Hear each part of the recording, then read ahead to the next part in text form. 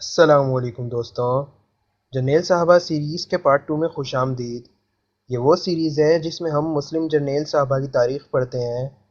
جرنیل صاحبہ 1 میں حضرت خالد بن ولید رضی اللہ عنہ کی تاریخ کو دہرایا جا رہا ہے، تو چلیے ہم اس ویڈیو کا آغاز کرتے ہیں۔ موتا سرزمین شام کے سرحدی علاقے پر واقع ایک بستی کا نام ہے۔ اس مقام پر پیش آنے والے واقعے کو جنگ موتا کے نام سے یاد کیا جاتا ہے۔ یہ پہلی جنگ ہے جس میں اسلام قبول کرنے کے بعد حضرت خالد بن ولید رضی اللہ عنہ ایک عام سپاہی کی حیثیت شریک ہوئے، لیکن یکے بعد دیگر 3 جرنیلوں کی شہادت کے بعد لشکر اسلام کی قیادت ان کے سپرد ہوئی۔ مجاہدین صرف 3000 تھے اور وہ بھی تکن سے چور۔ مقابلے میں دشمن فوج 2 لاکھ جنگجوؤں پر مشتمل تھی اور وہ سبھی ہتھیاروں سے لیس تھے۔ ہوا یہ کہ شاہ سلطان مدینہ صلی اللہ علیہ وسلم نے اپنے ایک جانثار صحابی حارث بن عمر ازدی رضی اللہ عنہ خط دے کر وادی بصرہ کے حکمران حارث بن ابی شمر غسانی کی جانب روانہ کیا۔ ابھی وہ شام کے سرحدی صوبہ بلقاء کی موتا نامی بستی میں پہنچے ہی تھے کہ صوبے کے گورنر شجیل بن عمرو غسانی کو ان کی آمد کی اطلاع ہو گئی۔ اس نے انہیں گرفتار کر کے بے دردی سے قتل کر دیا۔ یہ اندوہناک خبر جب رسول اقدس صلی اللہ علیہ وسلم کو ملی تو آپ بہت رنجیدہ خاطر ہوئے۔ اس کے علاوہ 15 صحابہ کرام رضوان اللہ اجمعین پر مشتمل ایک تبلیغی جماعت سرزمین شام میں دعوت و ارشاد کے کام میں ہمتاً مصروف تھی کہ ان تمام صحابہ کرام کو ذات طلح کے مقام پر دھوکہ دے کر بے دردی سے قتل کر دیا گیا۔ نیز انہی ایام میں شاہ روم نے مدینہ منورہ پر فوج کشی کی دھمکی بھی دی۔ یہ وہ بنیادی اسباب تھے جن کی بنا پر سلطان مدینہ صلی اللہ علیہ وسلم نے 8 ہجری کو حضرت زید بن حارثہ رضی اللہ عنہ کی قیادت میں ایک لشکر روانہ کیا اور ساتھ ارشاد فرمایا کہ اگر دوران جنگ زید رضی اللہ عنہ شہید ہو جائیں تو لشکر اسلام کا سپہ سالار جعفر بن ابی طالب کو بنا لیا جائے، وہ بھی شہید ہو جائیں تو عبداللہ بن رواحہ رضی اللہ عنہ کو قائد بنا لیا جائے، اور وہ بھی شہید ہو جائیں تو مجاہدین اپنی مرضی سے جس کو چاہیں اپنا قائد منتخب کر لیں۔ آپ نے لشکر کے لیے سفید رنگ کا پرچم بنایا اور زید بن حارثہ رضی اللہ عنہ کے حوالے کیا۔ لشکر کو آپ نے یہ وصیت کی کہ جس مقام پر حارث بن عمرو ازدی رضی اللہ عنہ کو شہید کیا گیا وہاں پڑاؤ کریں اور اللہ سے مدد طلب کرتے ہوئے ان کے ساتھ ڈٹ کے مقابلہ کریں۔ دیکھنا کسی سے بدعہدی نہ کرنا اور نہ ہی خیانت کا ارتکاب کرنا، کسی بچے بوڑھے یا عورت کو قتل نہ کرنا اور نہ ہی کسی گوشہ نشین تاریک الدنیا راہب کی گردن اڑانا، کسی عمارت کو منہدم نہ کرنا اور نہ ہی کوئی درخت کاٹنا۔ لشکر اسلام سلطان مدینہ صلی اللہ علیہ وسلم سے ہدایت لے کر اپنی کٹھن منزل کی طرف رواں دوا ہوا۔ دشوار گزار راستوں سے گزرتا ہوا جب یہ سرزمین شام کے سرحدی صوبہ بلقاء میں پہنچا تو معلوم ہوا کہ شاہ روم ہرقل نے مٹھی بھر مسلمانوں کے مقابلے کے لیے ایک لشکر جرار پہلے سے وہاں بھیجا ہوا ہے اور وہ میدان جنگ میں پڑاؤ ڈالے ہوئے ہے۔ لہٰذا مجاہدین راستہ بدلتے ہوئے مقام موتا پر پہنچے۔ وہاں دونوں فوجوں کا آمنا سامنا ہوا۔ مسلمانوں نے بڑی بے جگری کے ساتھ دشمن کا مقابلہ کیا۔ گھمسان کارن پڑا تو حضرت زید بن حارثہ رضی اللہ عنہ نے قائدانہ ذمہ داری کا احساس کرتے ہوئے زوردار حملہ کیا۔ اپنی مٹھی بھر فوج کا حوصلہ بلند کرنے کے لیے چونکھی لڑائی لڑی۔ چار سو تہلکہ مچاتے ہوئے دشمنوں کی صفوں کو چیرتے ہوئے مسلسل آگے ہی بڑھتے گئے۔ دیوانہ وار لڑتے ہوئے جام شہادت نوش کیا۔ ان کے بعد جعفر بن ابی طالب رضی اللہ عنہ نے لشکر اسلام کی قیادت سنبھالی۔ جھنڈا ہاتھ میں لیا، گھوڑے کو ایڑ لگائی اور آن واحد میں رومیوں کے لشکر کے درمیان پہنچ گئے اور اپنی کاٹ دار تلوار کے جوہر دکھانے لگے۔ جب دیکھا کہ گھوڑے کو دشمن کی کثرت اور ازدحام کی وجہ سے آگے بڑھنے میں مشکل پیش آ رہی ہے تو چھلانگ لگا کر نیچے اتر آئے اور پیادہ دشمن کی صفوں میں گھس کر انہیں تحطیق کرنے لگے۔ آخر کار ایک دشمن کا وار کارگر ثابت ہوا جس سے آپ کا دایاں بازو کٹ گیا۔ آپ نے جھنڈا بائیں بازو میں لے لیا تو اس نے کاری ضرب لگا کر بایاں بازو بھی کاٹ دیا۔ تو پھر آپ نے اپنے پاؤں کے سہارے جھنڈے کو سرنگوں نہیں ہونے دیا۔ اس نے تیسرا وار تاک کر کمر پر کیا جس سے آپ لڑکھڑاتے ہوئے زمین پر گر گئے اور یوں شہادت کے بلند مقام پر فائز ہوئے۔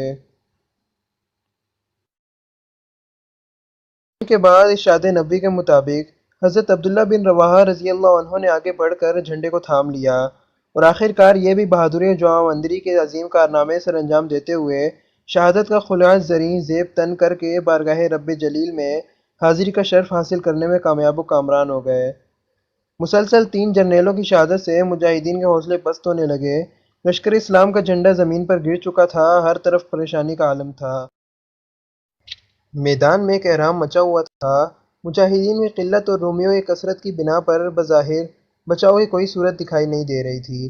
قریب تھا کہ اسلامی لشکر کا جھنڈا دشمن کے قبضے میں آ جاتا، لیکن حضرت ثابت بن ابقرم رضی اللہ عنہ نے چابک دستی سے جھنڈے کو اپنے قابو میں لیا اور حضرت خالد بن ولید رضی اللہ عنہ کو مخاطب کرتے ہوئے کہا، حضرائے کرم، یہ جھنڈا اپنے ہاتھ میں لیجئے، اس مشکل ترین وقت میں مجاہدین کی قیادت کا فریضہ آپ ہی بے حسن و خوبی سر انجام دے سکتے ہیں۔ حضرت خالد بن ولید رضی اللہ عنہ نے ادب و احترام اور تواضع انکساری کا مظاہرہ کرتے ہوئے ارشاد فرمایا، جھنڈا اپنے پاس رکھیے، آپ مجھ سے افضل ہیں، آپ نے غزوہ بدر میں بھی حصہ لیا ہے، لہٰذا لشکر اسلام کی قیادت کا حق آپ ہی کو پہنچتا ہے۔ حضرت ثابت رضی اللہ عنہ نے کہا، میدان کارزار میں اپنی جوان بندری کے جوہر دکھانے میں آپ سے بہتر اس لشکر میں اور کوئی نہیں ہے۔ رب ذوالجلال کی قسم، میں نے یہ جھنڈا آپ کے ہاتھ میں تھمانے کے لیے زمین سے اٹھایا ہے۔ حضرائے کرم، اسے پکڑیں اور مجاہدین کو موجودہ صورتحال سے نمٹنے کے لیے اپنی مدبرانہ جنگی پالیسی کو اختیار کریں۔ حالات انتہائی نازک ہیں اور آپ کے تدبر و شجاعت اور جنگی مہارت کی لشکر اسلام کو اشد ضرورت ہے۔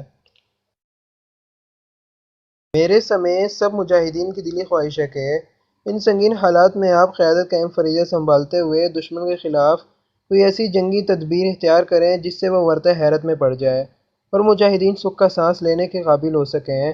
پھر مجاہدین سے مخاطب ہو کر فرمایا، میرے مجاہد بھائیوں، کیا تم حضرت خالد بن ولید رضی اللہ عنہ کی قیادت و امارت کو برزہ و رغبت تسلیم کرتے ہو؟ سب نے ایک زبان ہو کر کہا، ہم ان کی قیادت کو بخوشی تسلیم کرتے ہیں۔ یہ صورتحال دیکھتے ہوئے حضرت خالد بن ولید رضی اللہ عنہ نے اللہ کا نام لے کر جھنڈا ہاتھ میں لیا۔ دشمن کے مقابلے میں مجاہدین کی تعداد آتشے میں نمک کے برابر تھی۔ اپنی جنگی تدابیر کو بروئے کار لاتے ہوئے پہلے روز لشکر کی ترتیب بدل دی اور چند مجاہدین کو عقب میں محض گھوڑے دوڑانے پر مامور کر دیا۔ فضا گرد و غبار سے اٹھ گئی۔ رومی لشکر یہ صورتحال دیکھ کر خوفزدہ ہو گیا۔ رومیوں نے یہ سمجھا کہ مسلمانوں کی مدد کے لیے نئی کم پہنچ گئی ہے۔ اس سے ان کے حوصلے پست ہونا شروع ہو گئے۔ حضرت خالد بن ولید رضی اللہ عنہ نے اس موقع کو غنیمت جانتے ہوئے مجاہدین کو سرکانا شروع کر دیا اور بڑی احتیاط اور حفاظت سے اپنے لشکر کو دشمن کے نرغے سے بچا کر لے آئے، ورنہ پہلے روز رومی اس بات پر تلے ہوئے نظر آ رہے تھے کہ کسی ایک مجاہد کو بھی میدان سے زندہ واپس نہ جانے دیا جائے، کیونکہ چند روز پہلے ہی رومی ایرانیوں کو شکست دے چکے تھے اور اپنی اس فتح و کامرانی پر نازاں و فرحاں تھے۔ وہ اپنی اس کامیابی کے نشے میں مخمور مٹھی بھر مجاہدین کو صفحہ ہستی سے مٹا دینا چاہتے تھے، لیکن حضرت خالد بن ولید رضی اللہ عنہ نے اپنی خودداد صلاحیت کو بروئے کار لا کر ایسا مدبرانہ طرز عمل اختیار کیا کہ دشمن بھی بے بس و لاچار ہو کر رہ گیا۔ وہ ایسے کہ لڑائی کے آغاز میں زوردار حملہ کیا، رومیوں کے پڑخچے اڑاتے ہوئے ان کے ہاتھوں 9 تلواریں ٹوٹیں، لیکن جب دوسرے دن رومیوں کو گھبراہٹ، پسپائی اور خوف و ہراس کا سامنا کرنا پڑا تو موقع کو غنیمت جانتے ہوئے لشکر اسلام کو بچا کر واپس لانے میں کامیاب ہو گئے۔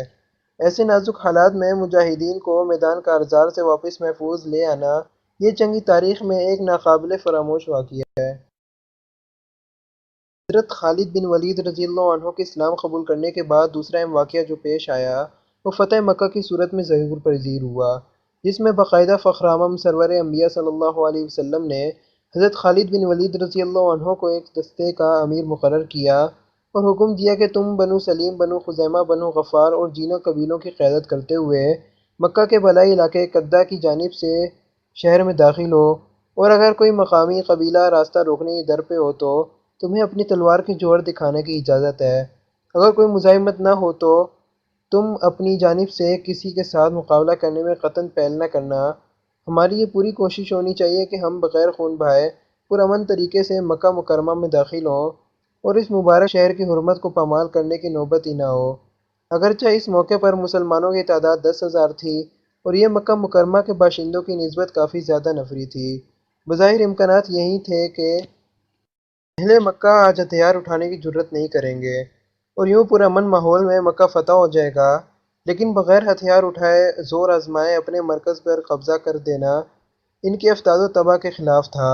لہٰذا قریش کے ابھرتے ہوئے نوجوان سردار عکرمہ بن ابی جہل، صفوان بن امیہ اور سہیل بن عمرو نے اپنے دوستوں کو منظم کر کے مقام خندمہ پر لشکر اسلام کو روکنے کی کوشش کی، لیکن انہوں نے مجاہدین کے جس دستے کا مقابلہ کیا اس کی قیادت حضرت خالد بن ولید رضی اللہ عنہ کر رہے تھے۔ جب انہوں نے جرأت و شجاعت کا مظاہرہ کرتے ہوئے اپنی تلوار کے جوہر دکھانے شروع کیے تو مد مقابل دشمن بڑی تیزی سے پسپا ہونا شروع ہوا۔ مقابلے میں بنو بکر اور بنو ہذیل کے 4 آدمی مارے گئے جبکہ صرف 2 مسلمان شہید ہوئے۔